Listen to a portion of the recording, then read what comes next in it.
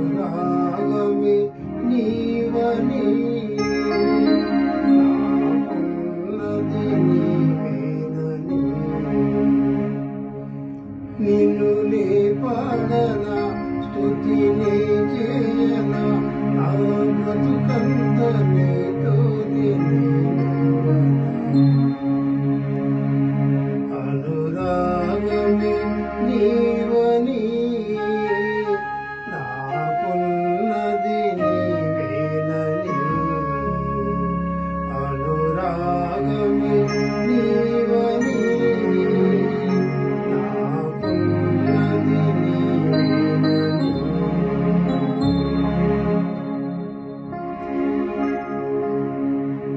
విరబూసే పూలే నీ ప్రేమను వివరించెనే విరబూసే పూలే నీ ప్రేమను వివరించెనే నీ మాటల మకరంగము నా జీవము అది మధురము నీ మాటల మకరంగము నా జీవము అది మధురము అనురాగమే నీవని నాకున్నది నీవేనని అనురాగమే నీవని నాకున్నది నీవేనని చల్లనైనా గాలిలో నీ స్వరమే వినిపించెనే చల్లనైనా గాలిలో నీ స్వరమే వినిపించెనే అంత ఆనందమే అంతరంగము ఆనందమే అంతరంగము నిట్టూర్పులన్నీ తొలగిపోయేది నిట్టూర్పులన్నీ తొలగిపోయేది అనురాగమే నీవని నాకున్నది నీవేనని అనురాగమే నీవని నాకున్నది నీవేనని ఉదయించే కిరణమే నీ రాకను వివరించెనే ఉదయించే కిరణమే నీ రాకను వివరించెనే అంధకారము అంతమాయెను అంధకారము అంతమాయెను యేసయ్యా నిన్ను నేను చేరాలని యేసయ్యా నిన్ను నేను చేరాలని అనురాగమే నీవని నాకున్నది నీవేనని అనురాగమే నీవని నాకున్నది నీవేనని నిన్ను నే పాడనా స్తుతిని చేయనా నా బ్రతుకంత నీతోనే అనురాగమే నీవని నాకున్నది నీవేనని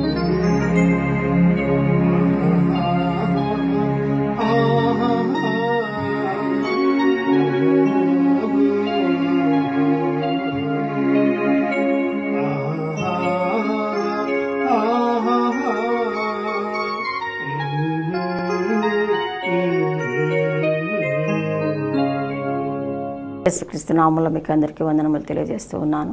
ఈ విధంగా మరొక మాసంలో మిమ్మల్ని కలుసుకోవడం నాకు సంతోషంగా ఉంది. ఆ యొక్క దేవాది దేవుడు సృష్టికర్త అయిన దేవుడు యేసుక్రీస్తు ప్రభువారు ఆయనే సృష్టికర్త. ఆయనే మనల్ని అందరినీ చేశారు, సృష్టిని అంతటినీ సృష్టించారు. అలాగే సృష్టించి మరి ప్రారంభంలో కూడా అంతటిని సృష్టిని అంతటిని చేసి ఆ తర్వాత మరి నరుడు ఒంటరిగా ఉండటం మంచిది కాదని మరి దేవుడు తన స్వరూపమందు తన పోలిక చొప్పున దేవుని వాక్యం ఏమని సెలవుస్తూ ఉందంటే మనుషుని ఎలా చేశాడు అంటే ఆయన పోలికలో ఆయన స్వరూపం చొప్పున ఆయన నిర్మించుకున్నట్టుగా దేవుని వాక్యం సెలవిస్తూ ఉంది. ఎందుకంటే ఆయన ఏమని చెప్పారంటే ఆదికాండం 1:28 దేవుడు తన స్వరూపమందు నరుని సృజించెను, దేవుని స్వరూపమందు వాని సృజించెను, స్త్రీనిగాను పురుషునిగాను వాని సృజించెను, దేవుడు వారిని ఆశీర్వదించెను. దేవుడు యేసుక్రీస్తు ప్రభువే సృష్టికర్త. ఆయన సృష్టించి ఆయన స్వరూపంలో నరుని చేశారు. ఆ తర్వాత ఆయన ఒంటరిగా ఆదామని ఒక్కరే ఉండడం ఇష్టం లేక దేవునికి అవ్వమని కూడా చేసి వారిద్దరినీ కూడా ఏదేని వనములో పెట్టి చక్కగా మీరు ఇదిగో ఈ తోటలో అయితే తోట మధ్య ఉన్న చెట్లు ఫలములు మాత్రం తినబాకండి, ఇవన్నీ కూడా నీవు వాటి తినమని నిశ్చయంగా చచ్చిపోతావు కాబట్టి జాగ్రత్తగా ఉండు, ఇవన్నీ తిను, చక్కగా ఉండండి, హ్యాపీగా ఉండండి అని చెప్పేసి దేవుడు తన సృష్టిని అంతటినీ కూడా ఏదేని వనములో పెట్టి అక్కడ ప్రతి చల్లపూట వచ్చి వారిని పలకరిస్తూ పరామర్శిస్తూ సహవాసం చేస్తూ ఆ విధంగా మరి ఇక ఆయన సృష్టించినటువంటి యొక్క ఆదాము హవ్వలతోని సంతోషంగా గడుపుతూ ఆ ఏదేంలో వారు కూడా ఎంతో సంతోషంగా గడుపుతూ ఉన్నారు. ఆదికాండము 3:3 అయితే తోట మధ్యనున్న చెట్టు ఫలములను గురించి దేవుడు మీరు చావకుండానట్లు వాటిని తినకూడదనియు వాటిని ముట్టకూడదనియు చెప్పెను. అయితే ఇవన్నీ కూడా తినండి, కానీ ఇదిగో ఆ తోట మధ్య ఉన్నటువంటి ఆ యొక్క మంచి చెడ్డల తెలివినిచ్చే ఆ చెట్టు వృక్షాలను మాత్రం తినకండి, మిగిలినవన్నీ కూడా తినండి అని చెప్పేసి దేవుడు చెప్పి అవి తిన్నది నాన్న చస్తారు, మీరు చావకుండానట్లు వాటిని తినకూడదనియు వాటిని ముట్టకూడదనియు చెప్పాను. అలాగ ఒక ఆజ్ఞ మరి చెప్పి చక్కగా మరి దేవుడు వెళ్ళిపోయారు. వీళ్ళిద్దరు కూడా ఉంటున్నారు హ్యాపీగా. అయితే అలాగ ఉన్నప్పుడు వారి మధ్యకి ఒక అంతే సర్పము యుక్తి గలదే అని దేవుని వాక్యంలో ఏమనుందంటే భూజంతువులన్నింటిలో సర్పము యుక్తి గలదే. చూడండి 3:1 దేవుడైన యెహోవా చేసిన సమస్త భూజంతువులలో సర్పము యుక్తి గలదై ఉండెను. అది ఆ స్త్రీతో ఇది నిజమా, ఈ తోట చెట్టులో దేని ఫలములైనను మీరు తినకూడదని దేవుడు చెప్పినా అని అడిగాను. అందుకు స్త్రీ ఈ తోట చెట్ల ఫలములను మేము తినవచ్చును, అయితే తోట మధ్యనున్న చెట్టు ఫలములను గురించి దేవుడు మాకు మీరు చావకుండా ఉండేటందుకు ఇది తినకండి అని చెప్పారు అన్నప్పుడు వాడేమంటున్నాడు చూడండి 4వ అందుకు సర్పము మీరు చావనే చావరు, ఏలైనగా మీరు వాటిని తినుదినమున మీరు కన్నులు తెరవబడిననియు మీరు మంచి చెడ్డలతో ఎదిగిన వారై దేవతల వలె ఉందురనియు, దేవతల వలె ఉంటారని చెప్పాడు. దేవుడు తినొద్దన్నాడే, అయ్యో ప్రతిరోజు వచ్చి సృష్టికర్త మమ్మల్ని ఎంత ప్రేమతో చేశారే, మాతో మాట్లాడుతూ వెళ్తున్నారు, ఎంతో సంతోషిస్తున్నామే, ఇదేంటి వచ్చేలా చెప్తుంది, దేవుడు తినొద్దన్నప్పుడు తినమని చెప్తుంది అని చెప్పి కొంచెమైనా ఆలోచించాలి కదా. ఆలోచించలా. తను తిని మళ్ళీ ఆదాం గారికి కూడా చెప్పారుగా యథావిధిగా. మరి దేవుడు వచ్చారు చాలాపూట, ఆదామా ఎక్కడున్నావంటే మరి మనకు తెలిసిన విషయాలు అవన్నీ కూడాను. అదిగో నేను దాక్కున్నాను, చెట్ల చాట దాక్కున్నానంటే ఎందుకు చెట్ల దాక్కున్నావంటే నేను మరి వస్త్రం లేని వాడిగా ఉన్నాను, మరి నాకు సిగ్గు కలుగుతుందంటే అయ్యో ఇవన్నీ చెప్పింది ఎవరు మీకు అని చెప్పి అప్పుడు దేవుడు బాధపడుతున్నప్పుడు అప్పుడు ఇదిగో నువ్వు నాకు ఇచ్చిన తోడు ఈ అమ్మగారే చేసింది, పండు తిన్నానని చెప్పటం, అట్లా ఆ విధముగా ఆయన హెచ్చరించారు, చెప్పారు చక్క జాగ్రత్తగా ఉండండి అని. కానీ వీళ్ళు మాత్రం వాళ్ళు ఏం మాట వినుకోకుండా వచ్చేసి దేవుడు చెప్పిన మాట వినకుండా ఆ సాతాను చెప్పిన మాట, సర్పం చెప్పిన మాట విని అది తిన్నది నాన్న నిజంగానే చనిపోయి, అంటే చచ్చి అంటే ఏంటంటే ఇన్ని మంచి చెట్లు తెలిసినాయి, ఆజ్ఞను అతిక్రమించారు, దేవుని మాటను అతిక్రమించారు. దేవుని వాక్యం ఏం సెలవిస్తూ ఉందంటే ఆ విధంగా మరి ఆజ్ఞ అతిక్రమమే పాపం. మరి ఏదో తప్పు చేశారు, పాపం చేశారని కదా, దేవుని మాట అతిక్రమించడమే, ఆజ్ఞ అతిక్రమమే పాపము. చూడండి దేవుని వాక్యంలో ఏముందంటే 1వ యోహాను పత్రిక 3వ అధ్యాయంలో చూసినట్లయితే మనం చాలా స్పష్టంగా రాయబడింది. 1వ యోహాను పత్రిక 3వ అధ్యాయం 4వ పాపం చేయి ప్రతి వాడును ఆజ్ఞను అతిక్రమించును, ఆజ్ఞ అతిక్రమమే పాపం. పాపం అంటే ఏదో ఒక ఆజ్ఞ అతిక్రమం, ఏదో ఆజ్ఞ ఇచ్చలేరు దేవుడు, దాన్ని అతిక్రమించారు, అదే పాపం. అలాగా పాపము సంప్రాప్తమైంది మనిషిలో, ఆదాము హవ్వలలో సంప్రాప్తమైంది. ఆదాము హవ్వల బిడ్డలమే మనము. మరి ఆ దినం నుండి ఈ దినం వరకు ఆ పాపం అలా మన ఎలాగ పాము యొక్క పిల్లలో మనకు విషం ఉన్నట్టే, తేలు కొండిలో మరి విషం ఉన్నట్టే మరి యొక్క ఆదాము హవ్వల బిడ్డలమైన మనలో కూడా ఆ శాపము ఆ పాపము సంప్రాప్తమైంది. అలాగ మనం పాపులముగా అయిపోయాము. అలాగా ఆజ్ఞాతిక్రమ పాపంతో మరి నిండిపోయి ఉన్నాము. కనుక ఇప్పుడు ఏంటి చేయడం? ఇప్పుడు దేవుని వాక్యం ఏమని సెలవిస్తా ఉంటే నీతిమంతుడు లేడు, ఒక్కడునూ లేడు. ఎందుకంటే రోమాపత్రిక 3వ అధ్యాయం చూడండి, ఒక్కసారి చూసినట్టే రోమాపత్రిక 3వ అధ్యాయము చాలా వివరంగా ఇక్కడ స్పష్టంగా దేవుని వాక్యం తెలియజేస్తుంది. ఏంటంటే నీతిమంతుడు లేడు, ఒక్కడునూ లేడు.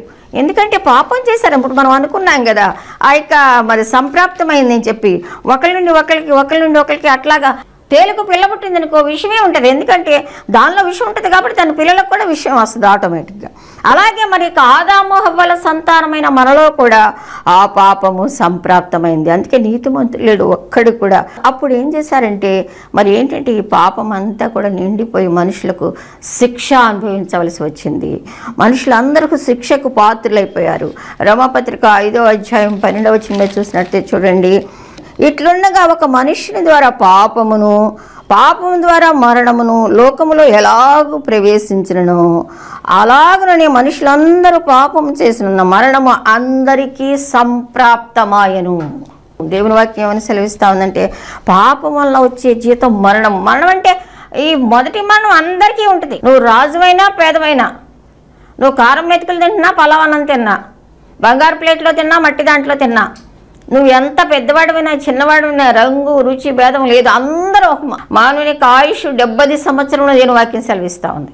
అధిక బలం ఉంటే 8 సంవత్సరాలు, పోనీ 100 సంవత్సరాలు, 150 సంవత్సరాలు, అవన్నీ చనిపోవాల్సిందే. తర్వాత నిరంతరం ఇక్కడ బ్రతికుంటాక లేదు. అది మొదటి మరణం.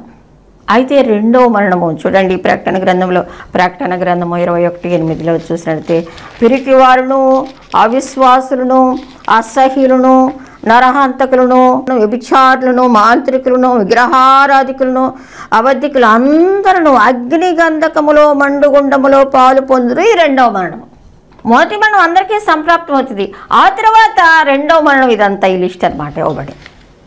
అంటే ఎవరి పేరైతే జీవ గ్రంథంలో ఉండదో, ఎవరైతే యేసుక్రీస్తు ప్రభుని రక్షకునిగా అంగీకరించరో వాళ్ళు రెండవ మరణముకు పాత్రులని దేవుని వాక్యం చాలా స్పష్టంగా సెలవిస్తూ ఉంది. అయితే ఇలాగ మనుషులందరికీ మరణము సంప్రాప్తము. రెండోది నరకము, అగ్ని ఆరదు, పురుగు చారిన పరిస్థితి.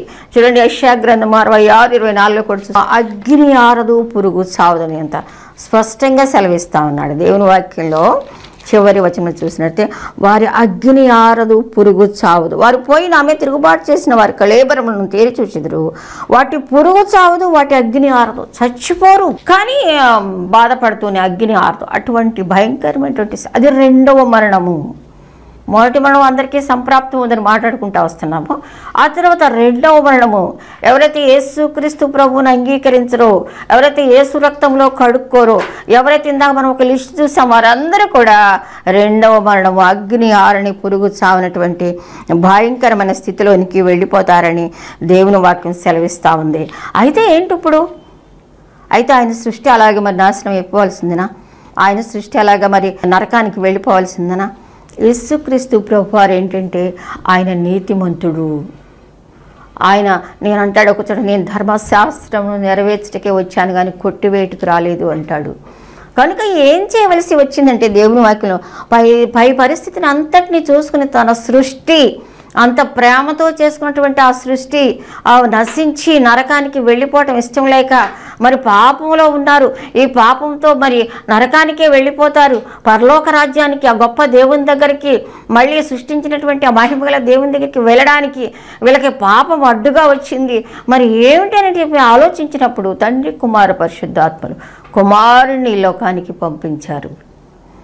ఆయన ఇష్టపూర్వకంగా ఎవరున్నారు, ఎవరు వెళ్తారు మరి అన్నప్పుడు, నా ప్రజలంతా నా బిడ్డలు ఇలాగ నశించిపోతుంది నా సృష్టి అన్నప్పుడు, నేనున్నాను నన్ను పంపు అని కుమారుడు ఇష్టపూర్వకంగా వచ్చారు. ప్రియమైన కుమారుడిని, ఏకైక కుమారుడిని తండ్రిని మన కోసం ఈ లోకానికి పంపించారు. అదే క్రిస్మస్, అదే అన్నమాట. ఈ లోకానికి ఆయన రావటమే మొదటిసారిగా వచ్చారనమాట. వచ్చి మనకి ఏం చేశారంటే ఆయన ఈ లోకములో ఆయన వచ్చిందే మన కోసం పాప విముక్తి చేయడానికి, మనకు మారుగా ఆయన చనిపోవడానికి, పాపులను రక్షించుటకు క్రీస్తు యేసు లోకమునకు వచ్చిన వాక్యము నమ్మదగినది, పూర్ణాంగీకారమునకు యోగ్యం. పాపులను రక్షించడానికి ఈ లోకానికి ఆయన వచ్చారు, మరికి వేరే ఉద్దేశంతో కాదు. కనుక ఆయన ఈ లోకానికి రావాల్సి వచ్చింది. అలాగ వచ్చి మన కోసం ప్రాణం పెట్టడానికి వచ్చారు. రోమపత్రిక 4:25 కూడా చూసినట్లయితే, ఆయన మన అపరాధముల నిమిత్తము అప్పగింపబడి మనము నీతివంతులముగా తీర్చబడి నిమిత్తమే. ఇక ఆలోచించారు ఏం చేయడం అని. అయితే నేనే నా ఇష్టపూర్వకంగా మరణం పొంది వీళ్ళ యొక్క పాపమునంతటినీ మోసుకొని వెళ్ళాలి అని నిర్ణయించుకున్నారు.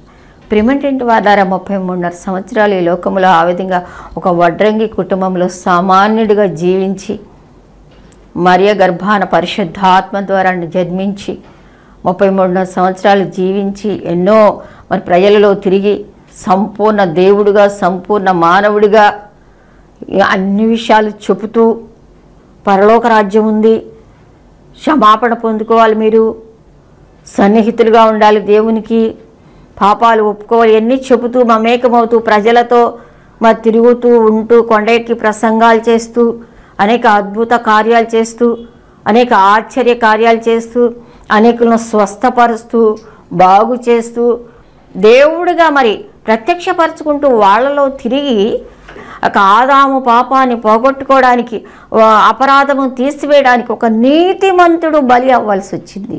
అందుకే ఇష్టపూర్వకంగా యేసుక్రీస్తు ప్రభువారే మరి ఆ యొక్క శిలువ మీద మరణించినట్టుగా దేవుని వాక్యం సెలవిస్తూ ఉంది. నిజంగా చెప్తే మరి ఆయన ఏమైనా పాపం చేశారా? ఆయన అంటారు, నాలో పాపం ఉందని ఎవరైనా రుజువు చేయగలరా అంటారు. ఆయన జన్మే పరిశుద్ధము, ఆయన పరిశుద్ధాత్మ ద్వారా ఇక పాప పరిహారార్థ బలిగా యేసుక్రీస్తు ప్రభు మరి వస్తూ ఉన్నారు.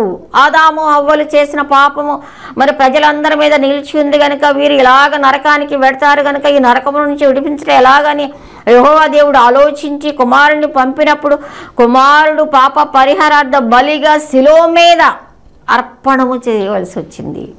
శిలువ మీద తన ప్రాణాన్ని పెట్టారు. ఆయన నిజంగా చెప్పాలంటే ఆయన పాపం చేసి కాదు, ఆయన తప్పు చేసి కాదు, అది మన పాపముల యొక్క శిక్ష. మానవాళి పాపములన్నిటినీ కూడా మోసుకొని వెళ్తే అంత బరువైపోయిందనమాట ఆయనకి.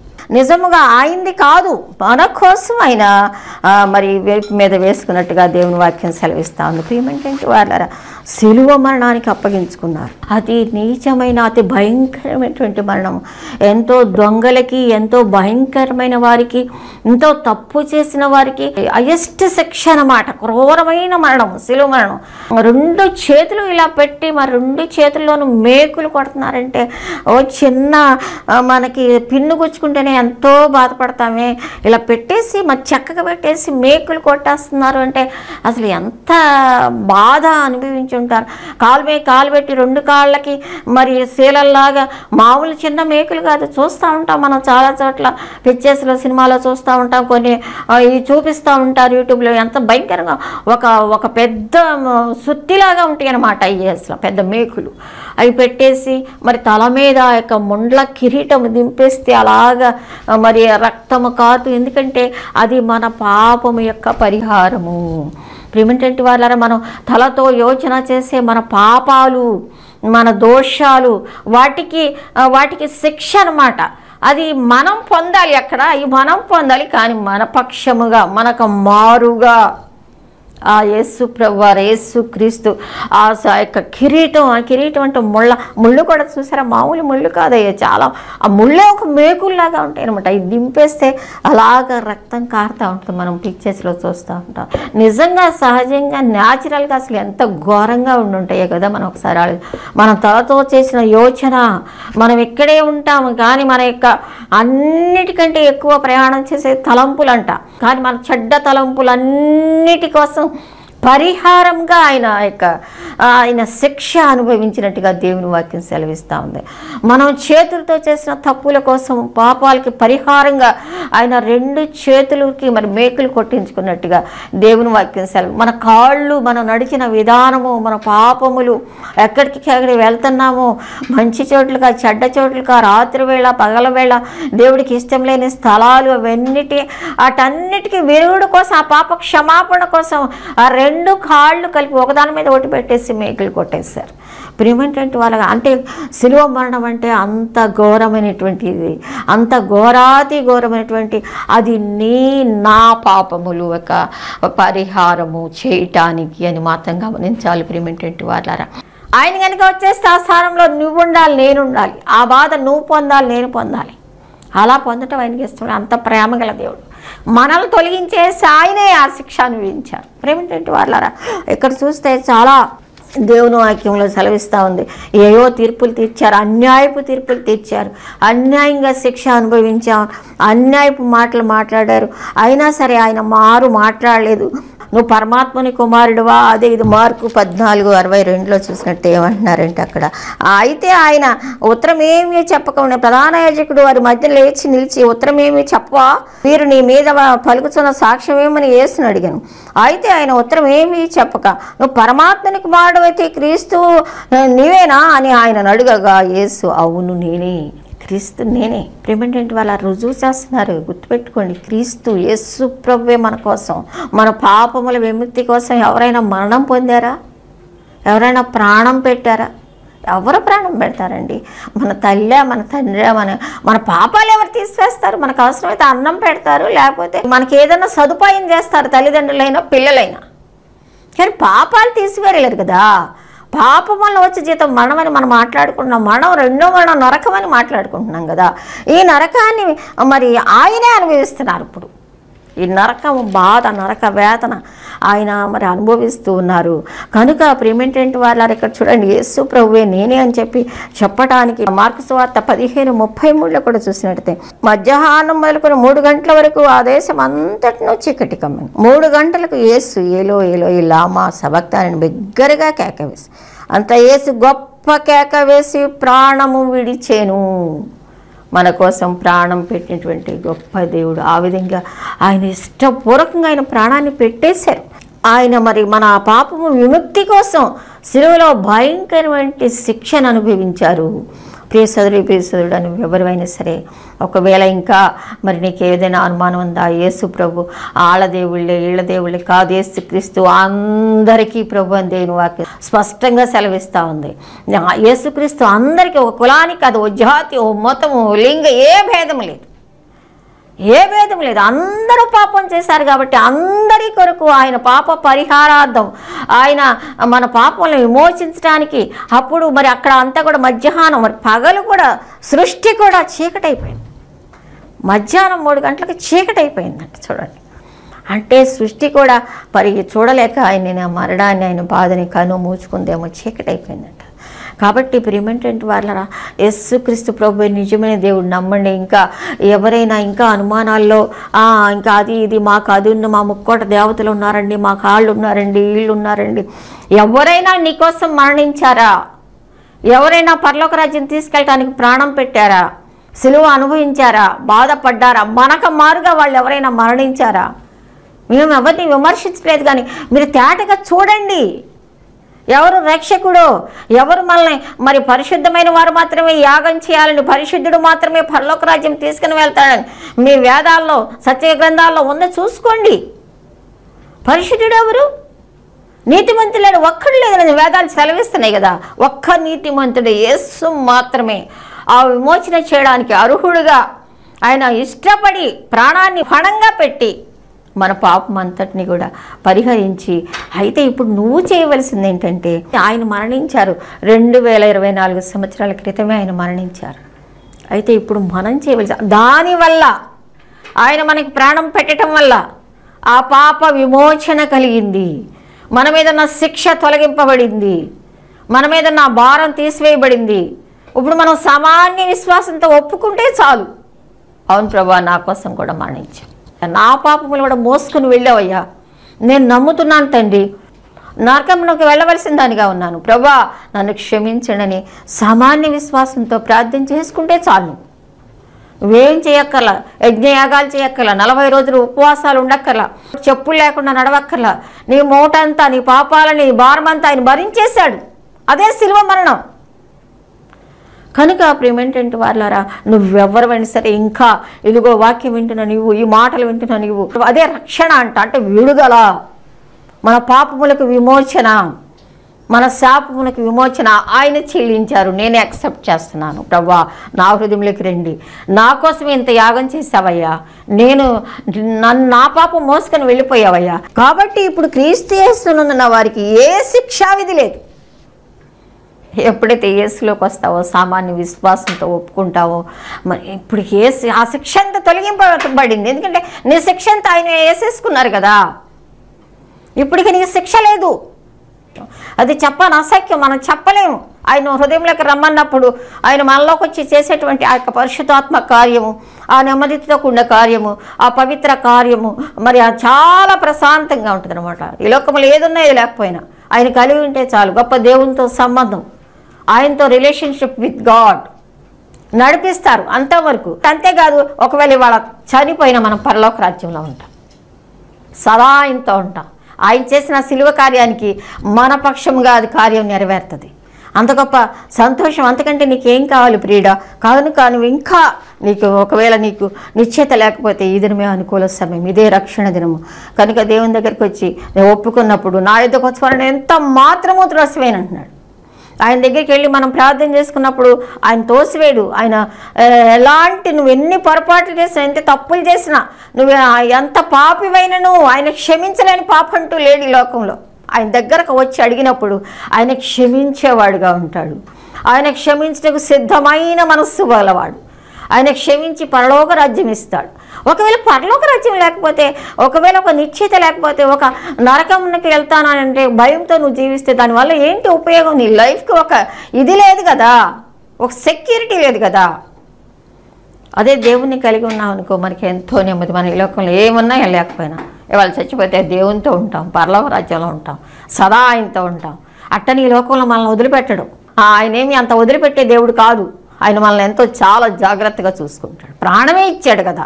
ప్రాణం ఇచ్చిన దేవుడు ఎందుకు మిగిలిన ఎందుకు ఇవ్వడు? ఆయన ఎందుకు విశ్వాసం ఇచ్చినప్పుడు తప్పకుండా ఇస్తాడు. కనుక ప్రేమేంటంటే వాళ్ళారా, ఇంకా ఒకవేళ నువ్వు ఆ యొక్క నిశ్చిత లేకపోతే ఇప్పుడు ఈ దినమే అటువంటి నిశ్చిత కలిగి ఉండాలని నేను ప్రేమతో నిన్ను విజ్ఞప్తి చేస్తూ ఉన్నాను. ప్రభువా చెప్పారు, ఆయన అన్నట్టుగానే ఆయన మరణించారు, గొప్ప కార్యం చేశారు.